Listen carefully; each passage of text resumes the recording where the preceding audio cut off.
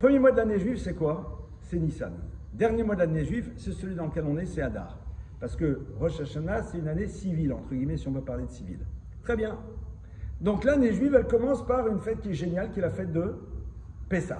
Pessah, c'est quoi? C'est le point de départ d'une histoire. C'est quoi? Suis-je libre? Et c'est quoi être libre? La seule liberté, c'est de savoir à quoi tu vas te soumettre. À Dieu, aux Égyptiens, au veau d'or, à tes pulsions, au regard des autres, à la société, à Mediapart. À quoi tu as envie d'être soumis? À tous ceux qui diront, si tu ne penses pas comme ça, on te met de côté. Donc en deux mots, tu es soumis.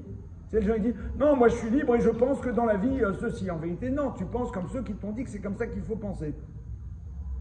Ok. Donc première chose, on réapprend la liberté. La liberté, c'est le choix de savoir à quoi on est soumis. Parce que si on pense qu'on est soumis à rien, c'est qu'on est un ange. Parce qu'on est au moins soumis à notre corps. Il y a la nature. Parce que la nature, elle dit, ben non, tu respectes mes règles. Point barre. C'est comme ça. Tu peux faire ce que tu veux, il y a des règles, et les règles, il faut les respecter. Donc de toute façon, tu es au moins soumis à la nature. Une fois qu'on a compris ce que ça veut dire être libre, après on va vers la seconde fête, c'est Shavuot. Shavuot, c'est quoi? La révélation, la Torah. C'est quoi ta référence? C'est quoi ta référence? Où elle est? Le Figaro, Le Monde, Frédéric Lenoir, machin, c'est quoi? Spinoza. Why not? C'est quoi ta référence? Nous, on a une référence qui traverse l'histoire et qui ne va pas être à géométrie variable en fonction des intérêts des civilisations. D'accord? La Torah, au moins, elle ne bouge pas. Elle crée une exigence, on y va, on n'y va pas, mais au moins, elle ne s'adapte pas. On s'adapte à son message et on réalise que c'est en s'adaptant à son message que justement on se redécouvre soi-même. Ça, c'est encore tout un autre sujet. C'est quoi ma référence? Super. Après, donc, je suis libre, j'ai choisi à quoi je veux me soumettre, j'ai une référence. Après, la fête d'après, c'est quoi? Rosh Hashanah. Rosh Hashanah, c'est quoi? C'est la fête dans laquelle on dit à Dieu, donne-nous les outils. Et Dieu dit avec plaisir, mais juste dis-moi, c'est quoi ton projet? Donne-moi la vie, donne-moi l'énergie, donne-moi la santé, donne-moi l'argent. Il dit avec plaisir, Mazal Tov, tout ce que tu veux, je donne. Juste, tu peux juste me dire, c'est pour faire quoi? Aller manger des pizzas, partir aux îles Caraïbes? Je ne lance pas les îles Caraïbes, enfin, là où tu veux. Ou alors créer quelque chose qui est porteur de sens. Une fois que tu as dit, voilà, j'ai un projet, après tu dis, bon, le problème, c'est que j'ai un passif, dans la relation à Dieu comme dans la relation aux autres. Et j'ai peur que ma vie, mon projet se transforme en une réparation constante du passé. Dieu dit, je pardonne à tout, soit va vers l'autre, demande-lui réellement pardon. En deux mots, ta vie, ça ne sera pas un acte de réparation. Génial. Donc je ne suis pas là pour réparer, je suis là pour construire. Donc c'est génial. Je suis libre, j'ai une référence, j'ai un projet, je ne suis pas là pour réparer un passé. Après, Sukkot. Sukkot, c'est quoi? Je rentre dans un lieu dans lequel on me demande de manger, de boire, mais avec un toit perméable qui me rappelle que Dieu est permanent, en permanence dans ma vie. Après, je rentre dans la vie, de manière claire, avec cette conscience que Dieu est présent en permanence et que je ne le limite pas à la synagogue, que c'est quelque chose qui est présent à chaque moment de mon existence. C'est-à-dire que quand je fais du ski, je me rappelle de Dieu. Ça veut dire quoi? C'est-à-dire que je dis, mais c'est extraordinaire. La nature, les capacités physiques qu'on a de savoir, et pas tomber, enfin, parfois. D'accord? Vous êtes d'accord? C'est génial.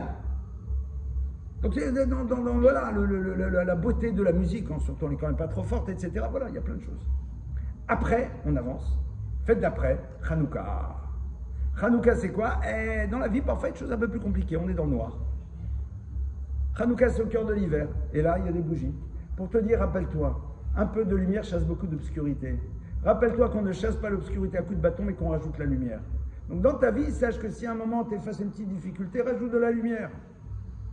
Et c'est cette lumière-là qui fera que l'obscurité, elle sera plus si obscure.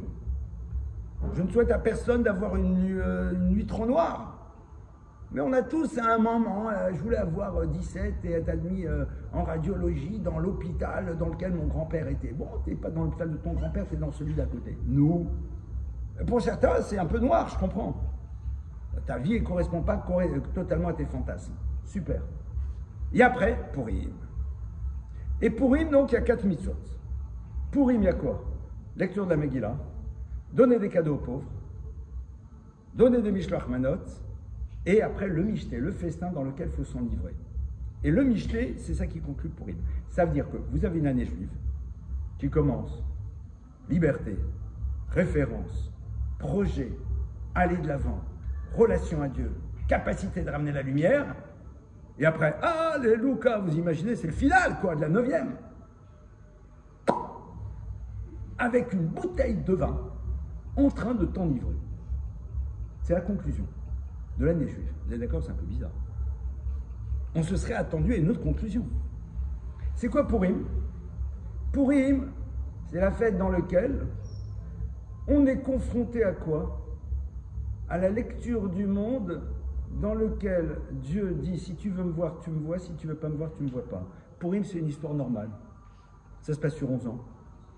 Une reine destituée, une favorite, une intrigue de palais, la découverte d'un complot, le moment, comme par hasard, où tous se retrouvent ensemble, et l'autre il vient pour le dénoncer, l'autre il arrive à ce moment-là, il comprend le complot, il a invité la veille, le repas est alléluia, un grand coup de chance.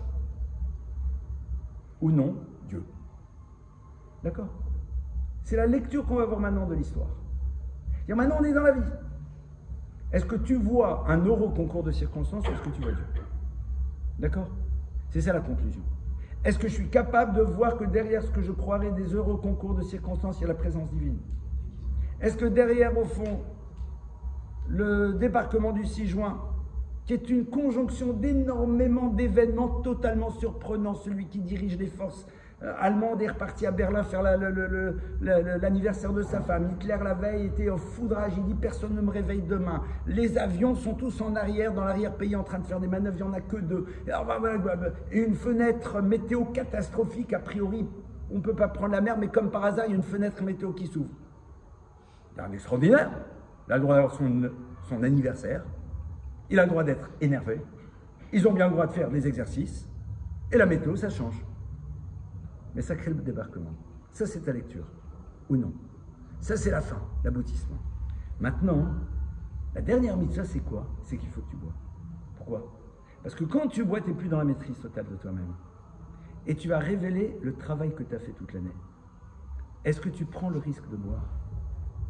Est-ce que tu prends le risque de révéler ce qui t'a agité pendant toute l'année? De savoir c'est quoi tes préoccupations? C'est quoi les mots qui sortent? Qu'est-ce qui s'exprime? Purim, c'est un moment incroyable. Parce que c'est un moment dans lequel, en vérité, on se révèle à soi ce qui nous agite de manière constante dans l'année. Et si toutes ces notions font partie de ce que sont nos préoccupations ou non. Et à ce moment-là, l'année se conclut et elle redémarre dans un cycle de Géoula, de libération. Donc on espère qu'elle sera totale et définitive, Bezrat Hashem.